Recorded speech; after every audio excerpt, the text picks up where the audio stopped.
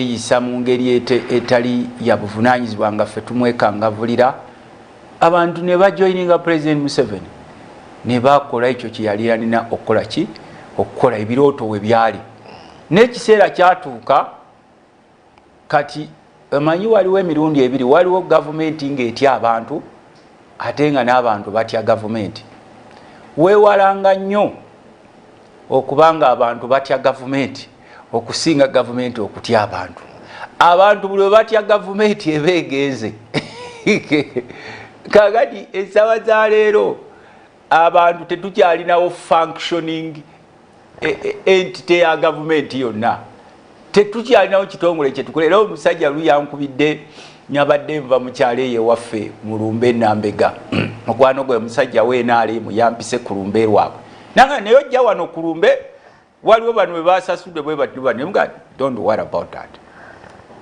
ne mugamba nti gwe kye mulina okulaba ffe kye mutubanja is anything moving normally kakati olwaleero tetukyalinawo kintu kitambula normally kubanga Museveni himself killed all the institutions together with his people twalinawo engeri gye twali kurutinganga either abantu abatuufu nga ne regime because there is a difference between the regime and the government nga ne regime bw'eneeba erikurutinga bakaada ng'ena systematic methodology gyekozesa naye olwaleero Museveni n'abijjawo ebyo ng'akozesa abaluganda n'ab'emikwano n'abawa ebitongole byonna era bw'otunuulira ebitongole bino byonna ebisinga abantu ababikulira boogera olulimi lumu era bava mu kitundu kimu eky'eggwanga.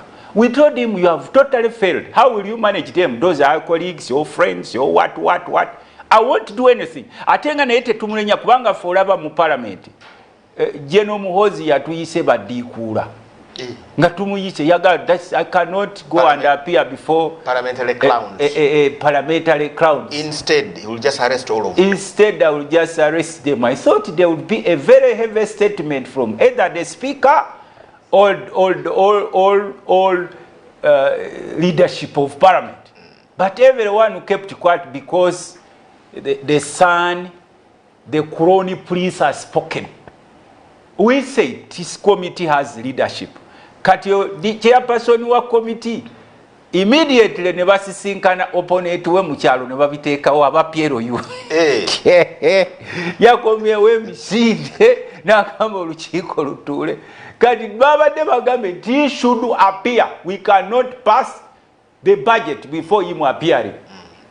Ne beeyogera ebigambo biyitirivu ne ngamba kasita Museveni abayita ne muyambako okuyisa etteeka ly'emmwanyi n'abayita ekisozi ne mwecompromisinga minds ne babateekamu obwongo abamu baali babateekamu obwongo sangomba ka parliament ng'alina omutwe omunene ng'ogwa tamaguzi naye ng'akugamba mbu ebintu by'eggwanga babiteesezaako kyankwanza ababaka kati ye Museveni n'abagamba nti eyo house ngimaze olidde sebo yasooka n'agamba nja kumalawo ekibiina kyakyagulanye abantu ne balowooza nti he is going to fight NUP.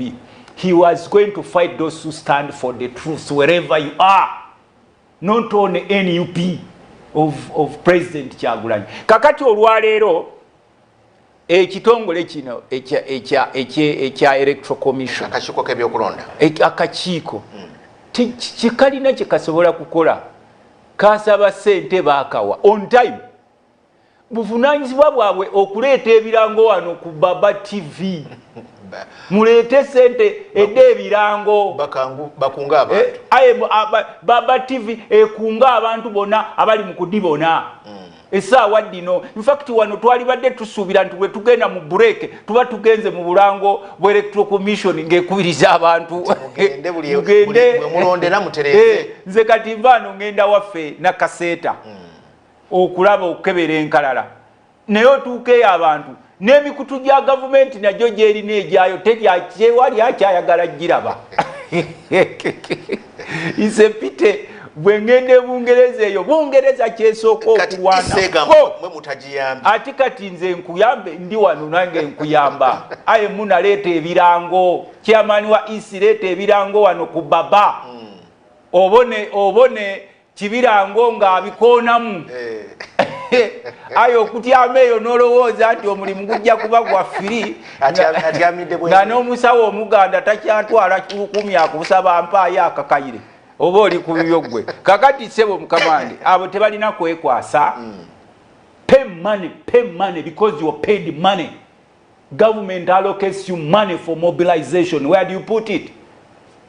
Kati tuli mu BFP tubinene abamu temutulaba no turabuli kachiko omanyi wono bachojja wono je somero wono ja sente ze gombola wono ja sente za amazi wono munaje za amasanyaze yensonga abamu temutulaba ngoli eyo tule eno bano ne batule eno ga naffe kano katusuulire munaffe kano katusuulire muntu nalaba wali eringa tutude finance ne budget committee kakati olwalero twaba wa sente. Where did you put the money? Mwagala kutugamba nti namwe muliwo ku bulungi bwansi tukugambe nti oba olabanga ababaka tebakuyambye komawo mu house meet the speaker. Yes. Meet members of parliament, you know the respective committees you can meet no addressing ensonga ffe tulowooza nti muli mukwekwasa. By the way bagayi bano bw'obalaba abakakiko k'ebyokulonda nze ndabanga abali ku byabwe nsiraba nti they are serious nti waliwo okulonda enkeera sinnabalaba that they are showing any seriousness nti enkya kakati kakugenda kukola ki basooka kutugaana kulonda ku erosi ne bajjanga nga bakwongezayo omusajja omu n'atubuulirako nti omukulu ono tasobola kuteekawo kulonda kubanga obukiiko bwerosi bwonna bagenda kubwera abasajja b'enaalemu tebakyalina capacity wano bagenda kubwera era tebagenda kuteekawo kulonda. Kakati nagenza okulaba nga bagoba ne bannaabwe ndowooza abalabye bebagobye mu biseera biri oli era yali sekuritale bamugoba mu budde bwe buti lwakojo ne bamugoba mu budde bwe buti kati n'olwo naye nalabe nga bagwa katusuubire nti temuli mufujjo kuba kano akaluke tugenda okubeeramu we either survive or they survive and give up completely. It is a do or die kubanga bwe tutunuulira ku kloko yaffe eno mwabatulaba Museveni is finishing our country. If it's not now, never. Bwe tuli mu byabufuzi bwe tutunuulira ku political clock Museveni is finishing our country completely. An 81-year-old man is finishing our country in everything, politically, economically, socially. Ensonga lwaki olaba nti ne ba civilian kati baba tryingira mu court martial, military court martial. Nosanga mu kibira ngo bamutebereza okutwala emwanyi za lutamaguzi bamututte mu court martial. Kakati there is a lot of panic. So nolwekyo omukulu w'akakiiko k'ebyokulonda abasajja bano wabakyawa nnyo oteekako n'ebitaliyo ab'emwanyi be bali mu kkooti anti nkugambye kati amasasi ng'ogalabanga mwanyi nkugambye abaana bangi aba NUP era kyekimu ekyabadde kinindisiza General Muhoozi mu kakiiko nabadde mulinze mu kakiiko ka defense ngenda kwerekerezayo mugayisebo tulaba abantu baffe batwala mu court martial. Are you aware that there is tomorrow? Wa witnessingako Assad wamulabako ng'abasuubiza bawa njagala kumuwa kakofiira KNUP kano kamanya aka people power mugambe eti mwagamba bino bw'abasirikale bubo mu buteekeko wano nga muli mu committee anti mwagamba buno obukofiira obumyufu obwa people power bubwamaje jakeyo obuteekeko buno wane anti kati okwefaananyiriza bw'ongamba nti noti omusaada oyo lutamaguzi muganda aye yeefaananyiriza abasoga mba musoga kakati let's talk the reality nti kano akakiiko k'ebyokulonda mukulu uno ke yateekamu abantu be kalina kyekabala naye tubagambye olwokuba nti political clock tulaga nti Uganda eri mu kusaanawo mukulu w'akakiiko k'ebyokulonda this may never be the same again for most of you guys. Mumanyi kye mukoze Uganda kati buli omu tamanyi kiddako. Are we going in a political turmoil?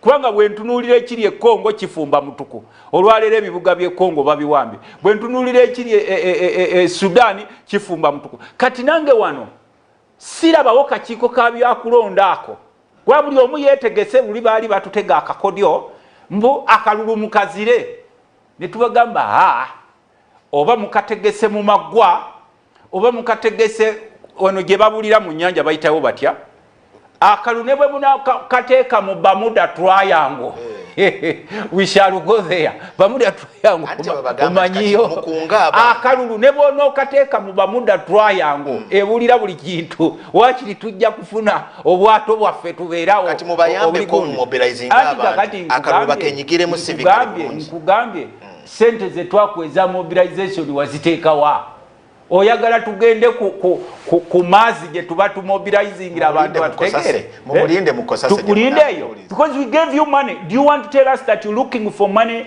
of mobilization? The answer is we gave you money. Nekyokubiri ogwo mulimu gw'aba minister ne bala DC osangeyo bala DC bano be mwalonde bivuka biwolokoso semanyi assistant ala DC waliwo ekivuka kye nasangeyo nga kiri mwolokoseyo kulumbe nambegeye waffe nga kiri mwolokoso naye nga ngenda okulaba binene naka mwami Museveni walondanga kuba credible ala DC zibaseka banja badewo nsereko badikusooka ng'omusajja asobola okujja n'ayogerera polisi za gavumenti ng'asobola n'okuvayo ne mumuwa emmotoka n'atambula n'ekizindalo nga credible RDC ng'agenda akubiriza abantu bannange muze enkalala z'abantu z'abalonzi ne bano abavubuka be mulonderereyo ababeera n'obuwalawala eyo nga bambadde butisaati buno osimanye obwakanyama buno nga tamanyi nako na mulimu gwa RDC oba assistant RDC and we spend billions of money on them. Kati n'olwekyo sebo wakakikoko by'okulonda nkimanyi nti otulaba oba omukuba kubannamu atulaba go and do your work. Si mulimu gwange okubiriza abantu but as a member of parliament, as a leader, nange kinkakata kubanga universally we can make a massive awareness of the population that there is an ongoing work. Nete kitandikira kunze mwe mulino kitandika tukusuubira okuleeta wano ebirango ku Baba TV munaleka kwebudabuza leka kwebuzabuza leeta wano ebirango bikubiriza abantu okugenda okulonda. Twetaaga morning show nga kibiranga agitandise ku makya ne banne nga batandika na bulango bwa electoral commission ng'ekubiriza abantu okugenda okukebera enkala zaabwe. However ng'omukulembeze twabawa sente tebalina kye beekwasa yaate olaba n'okulonda kwero si okwali okwokusimba mu mugongo kwabalema okutegeka ne beekweka eyo ne tubuuza okulonda nti kati Museveni akola directive size Museveni yabaganya okuteekawo okulonda ne tubabuuza will you go with Museveni in exile? Will you go with him singa ebintu bitabuka? Kubanga kakati bw'otunuulira ebintu webitufaanana kati buli munnayuganda agamba akalulu kano ke katunula oba ke katusuulayo. And some of us we mulabanga akalulu kano omukulu ono azzeemu n'akola bino bye mubaddenga mukola mbusimanyi omukulu wadde eno ne mulangirira results zammwe eziva mu CMI simanyi SFC nga te mutugamba mbu nga internet teriiko nga bakubuuza nti byolangirira obijjawa naye ng'ovevengeraawo ku mulundi guno it's going to be a very different story. We have told you we either liberate our country or we completely leave it. Tugambe nti tugenze nga bobo aborigine wabulya aborigine aborigine bagenda waddeyo kubawulira naye buli kulonda kutuuka abopposition bwe muti bwe muwaga nedda kuluna ageza n'akakwatamu nedda sebo wuliriza bino bya waliwo gwe baabuuzaako yali Honorable Kyagulanyi nga yeesimbyewo tine ku luno ng'akabeesi gye babadde bakakwatamu nabaga nti ebyo mubikwase Kyagulanyi nanti kakati omanyi obuvunaanyizibwa bwaffe bwe nkugamba nti binkwase bwe mba nti nze heedi wa wakati kitegeeza nti nze nina okwoza engoye nze nina okukola ki nongere n'olujja tulina okukwasaganyiza wamu kubanga we tulaga tugenda mu butabanguko bwabyabufuzi abasajja bano nga babadde bazimba dynasty yaabwe they thought every Ugandan is a fool babavuwazizza batutte buli kimu ekyeggwanga. I don't feel proud to be called a Ugandan but because I was born a Ugandan si bano abeetuumatuuma I was born a Ugandan and I'm a Ugandan sina wakulaga tulina kulaba nga tutereeza ekitundu kyaffe kati kikukakatako gwe wakakiiko k'ebyokulonda because by the way mwe mulina n'okulwana ennyo okuteekawo okulonda okuli credible wano wetulaga tewagenda kuba wangu bakati waliwo okutya nti bino beekwasa aba isi mujja kumala mugambe nti akalulu kikabadde kamazima nabwe kakati watu abalabirawo akalulu bw'oba okategese naawe nkugamba oli munnamawulire senior journalist gwempa ekitiibwa gw'olangirira otya results nga tukubuuza gy'ozijja nga ne internet teriiko nga tosobola tubuulira era twabuuza omusajja nti walangiriranga results niye wazijjangawa kakati kino kyetugenzeemu kino tukigenze tukitegeera nti eno tiimu ya Madrid yetuzanya nayo ya makuuli tulina sinigaani zaffe tetugenzeemu tukitegeera tewali kwekwasa sebo wakakiiko k'ebyokulonda ku mulundi guno bw'onoolabayo omukulembeze ajja yeekwasa tukingiddemu nga tukiraba tukimanyi nti osamba omupiira ogusambira sayidi eri tukimanyi nti obukundi bwonna bw'oleeta busambira sayidi eri naye ffe tugambe tugenda kusamba naawe endiba we cannot surrender we either participate tulabe nti tutereeza naye nga ekyokuva mu kaluba luli twali tusuubira nti tubagambe batereeze ne bagamba mukole ebyo byonna bye mukola tusobole okubanyiisa bakadduke kuba omanye bano abasajja abafuga eggwanga lino tebalina nsonyi ne bwe kiba kyetaagisa okusitula ku nazaala wa musitula mukaawo n'amuteekateekamuko wali wansi tebakyalina nsonyi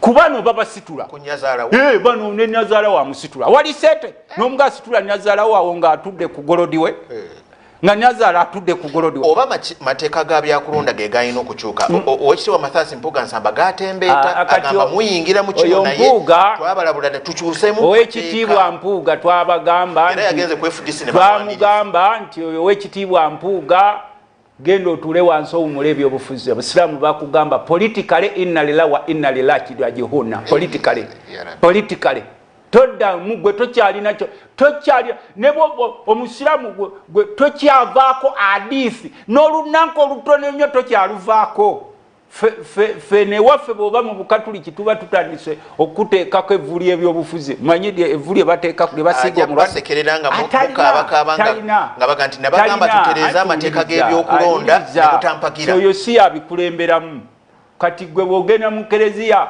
akulira abasamize n'abagaba ne tugenda kulya tugenda kufuna vinyo mbakulembeddemu ng'oli faaza okulembera okamba wano waliwo ekikyamu oyo twamugamba nti bw'aba kattanyenje ffe tuli balunzi yaggwako dda yasigaza linnya agenda akola emirimu gye wamulembe abamutwala emisinde mu constituency ye Masaka kati twamugamba nti mu politics muzibu nnyo naye aba FDC bamwaniriza anti kugambye abo tebalina gwe batasobola kwaniriza abo tebalina gwe batasobola kwaniriza they are isolated kakati kyenkugambye nti mu politics if you want to be a winner you are supposed to be extremely humble omanyi Museveni we yajjira wano nga yakawamba nga Museveni ne bw'omulinnyako yakwetondera nagamba wanayinki ensi yammwe bawanayinki naye sebo kakati naye bw'aba anaayita mu kibuga ateekawo amagye teri kuyita atya abantu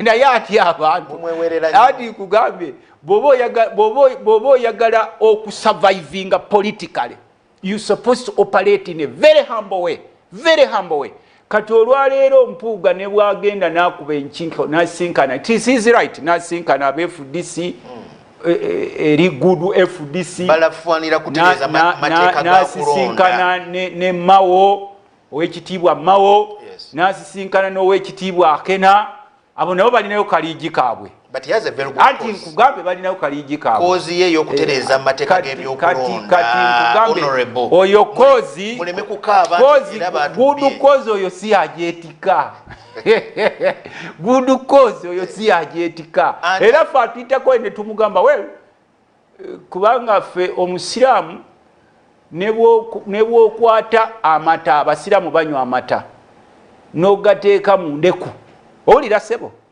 omusiraamu tasobola kuganywa n'ogateeka mu ndeku gwe gyobabuuze nawe oli musiraamu basobola okuteera amata mu ndeku n'ogenda muzikiti abagezi ababiri birds of the same feather amatayi googalaba amatayi googalaba abo bali mu kintu tetubamalirako na budde naawe abo bombi bali mu kintu abo ekintu kyabwe nga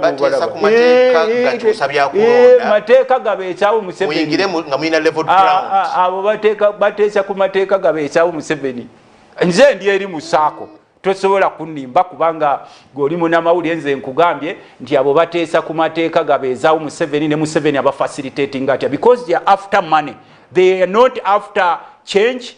They are not after Museveni's exit. They are after payments from Museveni, and Museveni facilitates them.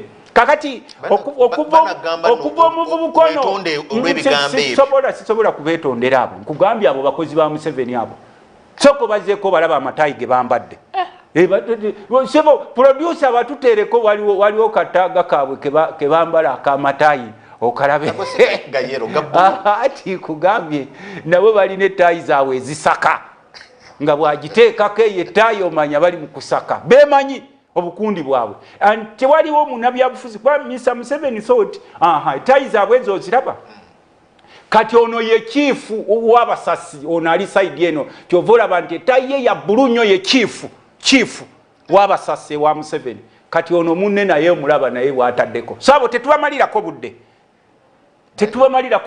munnaabwe ali eri mukomera nga bali ku mboozi za gundi ani yakugamba nti abo basobola okuleeta amateeka mbu be basobola okwetika amateeka agakyusa ebyokulonda bulijjo bali luddawa they are very smart. I agree with that. Kurotherwise banonya mateeka gagenda kwesimbawo bulungi ng'ekisaawe kiri leveled bulungi tebalinaabo nga bo balaba abo tebalina kye bagenda kukyusa kakati bali badde fokasi yaabwe nga amateeka si kyekizibu kyaffe kati currently akakiiko k'ebikulonda there were recommendations made baziwa why do they come now. Is it their first time in politics? Anti nkugambye, is it their first time in politics? Why now? Lwaki bagasaba kati? Ne obudde bumala. Obudde oba bumala oba tebumala ekigendererwa kyaffe kati si mateeka ekigendererwa kyaffe kyakulaba kununula ggwanga lino Museveni ne banenga bagenda. Amateeka we gali agamala. Agaliwo gamala. Muli bamativu n'amateeka g'ekulonda agali. Yes, there are recommendations which you are made. But however bwe tumanya sisimu ya government eno wekola ne bweba tegatuwadde tukole enkyukakyuka kubanga abo boolaba abo bombi abo tekuliiko n'omu avaako adiisi abo balabi abo tekuliiko n'omu avaako adiisi anti nkugambye opposition yaani kati eyo opposition ya Museveni nzakugambye ojoba ndeteekaawo eyo opposition ya Museveni naawe eyo opposition ya Museveni nze nkubuulira eyo opposition ya Museveni eyo temugimalirako na budde. They thought that bajja kubanga but diverting in all times and you see them traversing the country going where but they cannot add anything to this country. Oyo abadde mu byobufuzi ebbanga lyonna n'oli abadde mu byobufuzi musajja we n'obukunikundi obulalala bwe nga bw'omanyi Museveni wa facilitating and they will not add anything neither will they subtract from us anything. Kati fe focus yaffe yakulaba nti yes akalu kano kagenda kubaawo bulijjo batubba ne balangirira results nga internet teriiko nga balangirira results from the center twagala results zirangirirwe awo wennyini wekakubiddwa bwe zimala okulangirwawo ne ku district zangiriwewo then baweereze neno ku center enkyukakyuka za mwami Mpuuga ze yaleeta Mpuuga tavaako adiisi naawe Mpuuga tavaako adiisi naawe totumalirako budde bwo nakugambye nti otavaako adiisi transmission y'obululu ekolebwawo wennyini era bulwangirirwawo politics we ali analoged eyo tekyalina temumalirako na budde agezaako nnyo okweteeka mu butaalaataala temumalirako budde tuli focus kulaba how do we liberate our country. We are in a political dilemma. Sina mu byafuzi byokka bye tuli mu dilemma ne mu byenfuna economy efuuse economy property z'abantu bazitwala enkya n'eggulo omusajja n'ateekawo bamanerenda nga bonna boogera olulimi lumu ne batwala property z'abantu.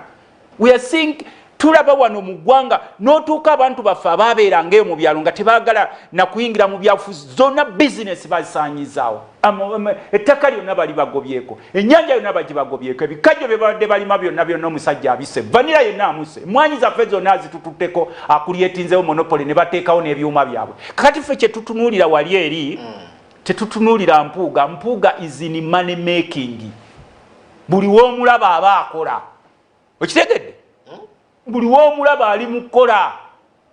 Mr. Museveni General Museveni thought that everyone is a fool abadde nga empowering abantu abo 4GC wajiwulirako baliyo mu 4GC baliyo mu woko tuwake yo ne bagitunda baliyo mu suubi ne bagitunda ne bagenda mu go forward singa mulina ne kubifaananyi mubitulagako ebya go forward nga bali awo bombi basitamye awo bali mu diiru zaabwe kati n'ebirala bingi bukyo omuvubuka ono Kyagulanyi ajja mu byobufuzi afuuse nga Kasparov mu gundi mu chesi Kasparov wamuulirako Kyagulanyi Kasparov wa politics wano empi kyateekayo emu n'olaba bwe bakulya n'asuulayo emu bannaffe abo bonna bakunamye kati bonna bakunamye buli lukya batwabagamba nti kiki ekitulwisizze no mu revolution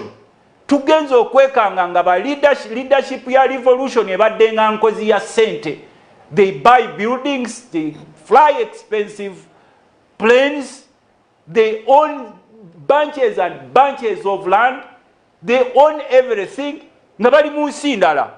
Era ensonga lwaki wawuliranga General Museveni nga okulonda we kutuuka nga atero gamba kati Uganda etandise okumpoomera. Ennaku ezo bakolawo akabinja kabwe bali bakayita Whole Alliance mwe beegattira. Bannaabwe ne bakaddukamu bakabuleeta nti bano bafunye ettooke balya na bano bali mu kulya. Oli ababuuza ssente mwazigyewa baali bazizeemu. Njagala mutubuulire kabuleeta gwe mwali mukoze naye kabuleeta John Kenny Lukyamuzi n'akakundi kana aka DP Buloko n'abalala baali baze kabuleeta yababuuza nti ssente mwazigyewa ebumbi 3.2 baali babu explainingide. Kakati nze ntuula wali ku meeza buli wolaba abasajja abo baba mu bya ssente banoonya bakozesezza bati obubadibadi bwabwe bwe bataba mu bya ssente baba mu byakulaba Kyagulanyi bamulumba batya oba ekibiina ky'NUP. Era y'ensonga lwaki ennaku zino zonna buli wolaba calculation zaabwe si za kugoba Museveni. Calculation za kabinja ako za kulaba ngeri kije balwanyisa opposing Museveni. Let me put it in English. The major mission of Mpuga and the group is to see how they fight the opposition opposing Museveni. To create their own good opposition. Massaging General Museveni. The so-called good opposition. Ojimanye yeye elimu abasajja yeye good opposition. Oboji uli agatinza kuwulira kubanze ndi wali ku meza. Era nze omuko yasooka okubagamba nti bana amalala ge baleese with the time there will be in history kati oyo but you need united forces of change in the opposition. Kati gwe okubanga oyagala okulya akatogo ng'oli musiraamu sikuba nti oli akugamba buno mu katogo kafe olw'okuba oyagala kulya akatogo tutaddemu n'essupu w'embizi wuuyo liirako